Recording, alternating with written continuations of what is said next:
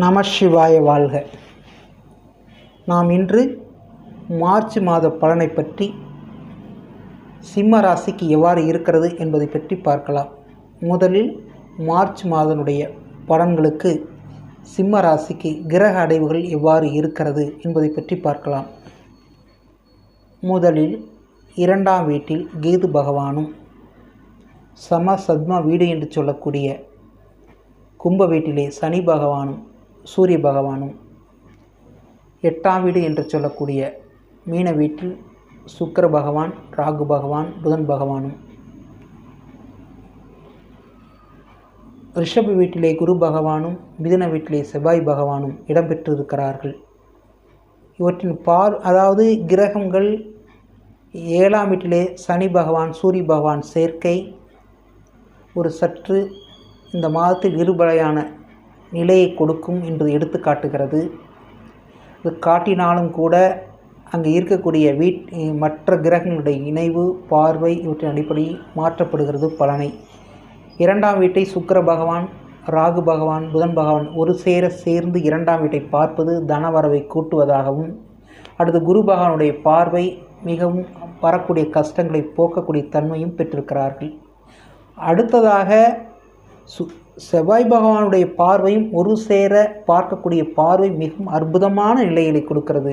இந்த சுக்கிர பகவான் செவ்வாய் பகவானுடைய பார்வை குடும்பஸ்தானத்திலே விடும் பொழுது அந்த குடும்ப நபர்களுக்கு திருமணத்தை ஏற்படுத்துகிறது. நீண்ட நாள் நடக்கக்கூடிய திருமணத்தை தடைபடுத்துவதை நீக்குகிறது என்று எடுத்துக்காட்டுகிறது. இந்த கிரகங்கள் பொதுவாக அதாவது சேர்க்கை பெற்ற கிரகங்களுடைய பலன், தனித்திருக்கக்கூடிய கிரகங்களுடைய பலன் எல்லாம் என்று பார்த்தாகிவிட்டது. அடுத்தது ஒவ்வொரு வீட்டுடைய தன்மை எவ்வாறு இருக்கிறது என்பதை பற்றி பார்க்கலாம். 2ஆம் வீடு என்று சொல்லக்கூடிய வீடு இந்த சிம்ம ராசிக்காரர்கள் என்று சொன்னால் பொதுவாகவே இவர்கள் விவேகத்தை கொண்டவர்களாகவும் வேலையில் சாதுர்த்தித்தன்மை கொண்டவர்களாகவும் நிரம்பி காணப்படுவார்கள். 2ஆம் வீடு என்று சொல்லக்கூடிய வீடு தனஸ்தானம் குடும்பஸ்தானம் வாக்குஸ்தானம் என்று அழைக்கப்படுகிறது. தனம் என்று வைத்து கொண்டால் பொருளாதார வரவு இருக்கிறதா என்றால் இருக்கிறது இந்த மாதத்திற்கு. ஏன் என்ற கேள்விக்கு வரும் பட்சத்தில் குரு பகவானுடைய பார்வையும் சுக்கிரன் ராகு புதனுடைய பகவானுடைய பார்வையும் அடுத்தபடியாக செவ்வாய் பகவானுடைய பார்வையும் ஒரு பகுதியில் பொருளாதாரத்தை கொடுத்தாலும் மறுபகுதியில் செலவினத்தன்மையை கூட்டி வரக்கூடிய அமைப்பையும் வருகிறது. செலவீனம் என்று சொன்னால் அங்கே எவ்வாறு ஏற்படுகிறது என்று பார்த்தால் சுக்கிரனுடைய பகவானுடைய பார்வையும் செவ்வாய் பகவானுடைய பார்வையும் அங்கே விழும்போது மங்களத்தன்மைக்கு செலவுத்தன்மை ஏற்படுத்துகிற ஒரு அமைப்பாக பார்க்கப்படுகிறது.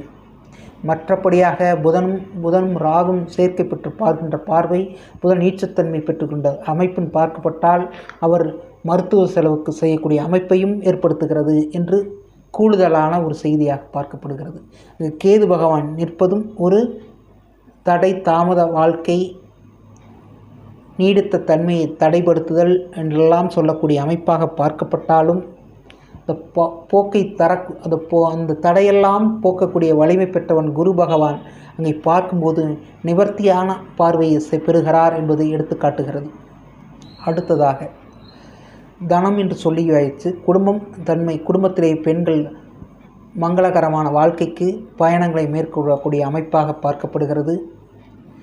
அங்கே வாக்கு என்று சொன்னால் இந்த மாதத்திலே செலவு கூட்டப்பட்டிருக்கும் பொழுது மற்ற செலவினங்களுக்கு தனத்தை பார்க்கும் பொழுது கடன் பிரிதொரு செலவு இஎம்ஐ போன்றவை கட்டக்கூடிய அமைப்பு ஏற்படுகிறதா என்றால் சற்று இழுபறியாகவும் இருக்கிறது.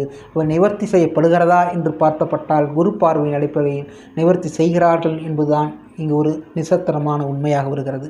3ஆம் வீடு விவேகம் வேகம் இவற்றையெல்லாம் பார்க்கக்கூடிய செயல்திறன் அதையெல்லாம் பார்க்கக்கூடிய அமைப்பு என்று பார்க்கப்பட்டால் 3ஆம் வீட்டின் அதிபதி சுக்கிர பகவான் அங்கே காலசக்கரத்துக்கு 12ஆம் வீட்டிலும் குரு பகவானுடைய பரிவர்த்தனையின் அடிப்படையிலே பார்க்கப்பட்டால் மிகவும் அற்புதமான நிலையாக பார்க்கப்படுகிறது. ஆகவே செயல் கூடுகிறது, செயலுடைய வலிமை இருக்கிறது, அது பொருளாதாரத்தை கொடுக்கிறது.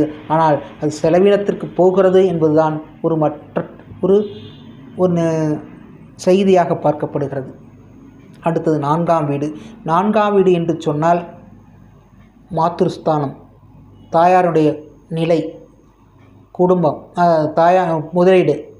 அடுத்தது வண்டி வாகன சேர்க்கை, சுகம் என்ற அடிப்படையில் பார்க்கப்பட்டால் அங்கே தாயாருக்கு குரு பார்வையினுடைய அடிப்படையில் நோய்த்தன்மை இருந்தாலும் அந்த நோய்த்தன்மையை போக்க வல்லக்கூடிய நிலை அங்கே ஏற்படுகிறது.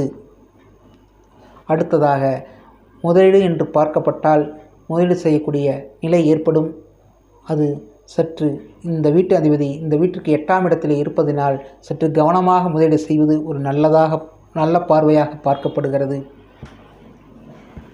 சுகம் என்று சொன்னால் மங்களகாரியம், சுற்றுலா செல்லுதல் போன்றவை மூலம் இவர்களுக்கு இன்பகரமான வாழ்க்கையாக அமைகிறது என்று வருகிறது. அடுத்தது 5ஆம் வீடு. 5ஆம் வீடு என்று சொன்னால் குழந்தை பாக்கியம், குலதெய்வம், கௌரவம் இவற்றையெல்லாம் பார்க்கும் பொழுது குழந்தைகளும் குதூகலமான வாழ்க்கையும் கௌரவத்திற்கு இழுக்கு தராத செயலையும் அதனுடைய வாழ்க்கை பெருமையை நிலைநாட்டக்கூடிய அமைப்பையும் பெறுகிறது. ஏன் என்று வரும் பட்சத்தில் குரு வீடாக வருகிறது. குரு வீட்டினுடைய அடிப்படை 9ஆம் வீட்டு அதிபதி அங்கு செவ்வாய் பகவான் பார்வையின் அடிப்படையில் நிவர்த்தி ஏற்பட்டு வாழ்க்கை மிக பெரும் ஒரு உச்சத்தை அடையக்கூடிய மாதமாக பார்க்கப்படுகிறது. அடுத்ததாக 6ஆம் வீடு. 6ஆம் வீட்டுடைய அதிபதி சனி பகவான் 7ஆம் வீட்டிலே இருப்பதனால் செலவினத்தன்மையை ஏற்படுத்துகிறது. அந்த செலவினத்தை ஈடுபட்டக்கூடிய அமைப்பு அங்கு ஏற்படுகிறதா என்றால் அங்கு ஈடுபடக்கூடிய அமைப்பு குரு பகவானுடைய வாழ்க்கை, அதாவது இந்த மாதத்துடைய இறுதி பகுதியில் அதை நிறைவு செய்கிறது என்பது எடுத்து காட்டுகிறது.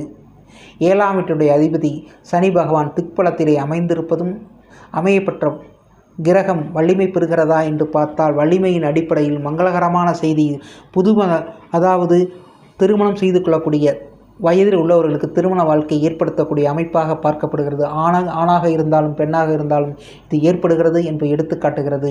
அங்கே 8ஆம் வீடு என்று வரும் பட்சத்தில் சுக்கிர பகவான், ராகு பகவான், புதன் பகவான் இணைவு மிகவும் ஒரு அற்புதமான பார்வையாக பார்க்கப்படுகிறது. அங்கு பரிவர்த்தனை அடிப்படையின் மூலம் அங்கே செயலாக்கம் மிகவும் அற்புதமான நிலை, அதாவது தடை தாமதத்தை விலக்கி நன்மையை ஏற்படுத்தக்கூடிய அமைப்பு ஜாதகருக்கு புது வகையான அமைப்பும் அதிர்ஷ்டத்தையும் அள்ளித்தருகிறது என்று வருகிறது.